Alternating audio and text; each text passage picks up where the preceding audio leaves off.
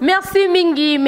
na bino yonsu bolandaka émission tout sauf rien e kumba makananga moko Laetitia Meta immortel. Vraiment on appelle bino ba merci mingi pour la confiance au bozo continuer toujours couper sanga. Ceux qui vont couper sanga confiance tendenga pe. Nenga na bando sala sub émission ten. Si na sala ba émission boy c'est parce que bino ba congolais na ba congolaise na ba bande ko nyonso tout boza partout dans le monde. Bopé sanga confiance, bozo continue toujours côté sanga confiance wana. Yango ngai pe nazo continue toujours koluka rabino toujours ba information. Koluka place ni news eza. Na pesi ba merci mingi na pesi no mbote mingi na lela bino fort ba obalinganga te menga na linganga nga ka bino. Vraiment toujours dans cadre émission tout sauf rien émission na bino bolingara mingi. Vraiment tout la nano élément o ya mukie oyo. Élément au gaulois au côté l'abso élément au amuke image au amuke vraiment bande ko ba imboka nyonso baza partout dans le monde ba mona lolenge nini ndeko na biso bi mwana mwasi na kombo ya tendresse bidinga abeti bana mibali mibale. C'est parti.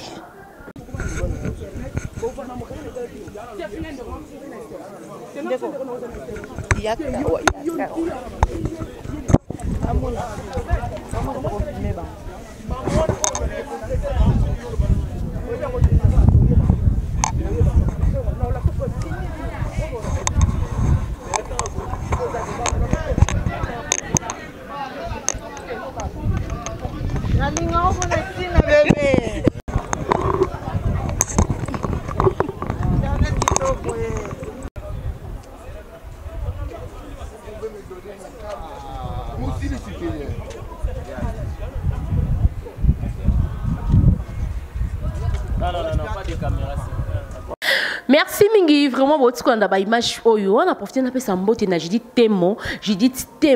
na Belgique babi motomoko bien moi si moko bien na part penza ya gaulois vraiment j'ai dit témo na pesa ba merci mais puis mbote mingi est-ce que la nanga la minute oyo puis moi beaucoup comment on ndenge nini babi tendresse ayaki penza na kanda bon ba image en route aye alati combinaison alati babilamba ba culotte azola kisa abaki ye atanga ki liste ya bande ko nyonso oyo ya presse o ba bena bango o ba koma ki baya na matanga te yesko ayaki na kanda abe ayaki na kanda ngo zaki ya nini bino mo boti ko mona nzo ande kanda ngo zaki ya kobundisa batu ya kobeta batu to comprendre te na minute mukie tendresse amoni matika songwaye ya boakie kuna amoni koto Rolex aye bitumba simba na ebité nga ne banota bitumba te non reso mona kimi bino botali na gagner na bango mibale mais to ebité tozo kende wapi tozo koma wapi surtout biso presse ya lelo to ebité ba compte ça rendre na biso komika boy mo rezo pe ça passe pe mawa na soni mais moro nanga mumsu babi eza bien bazaki babi eza bien kofinga meleki o ami monique non ye pomba leki na écran aleki na ba YouTube afingi baninga tika babetaka bango bongo bazwi mais nga na part nanga nana likambolo bataza pe na réponse au pesa te bino mo ozolanda ba bo tiko landa ba image oyo ndebo ko pesa ba réponse na bino na ba commentaire ceux qui tendresse art sali eza bien teza mabe eza malamu teza mabe o pesa ba réponse bino moko vraiment na causé la ba réponse na bino na ba commentaire juste sur bomoni ba image botani vidéo bokitina c'est ce ko akomaka commentaire bo commenter to yeba tendresse sali mabe to sali malamu to ba compte ça rendre na biso ba oyo bazoya bao bazoya kofinga baninga na média bao bazoya kofinga baninga na ba YouTube na ba réseaux sociaux ceux qui bakutani babundaka to babundaka te